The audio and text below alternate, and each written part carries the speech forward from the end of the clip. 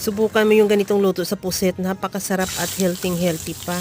Iprito ko muna yung pusit hanggang sa maluto lang din at timplahan ko na rin ng patis. Pagkatapos yan, tanggalin ko muna yan sa kawali at i-set aside. Magpainit ako ng mantika sa kawali. Igisa ko na yung bawang, sibuyas at kamatis. Ihalo lang din hanggang sa maluto at timplahan ko na rin ng asin at paminta.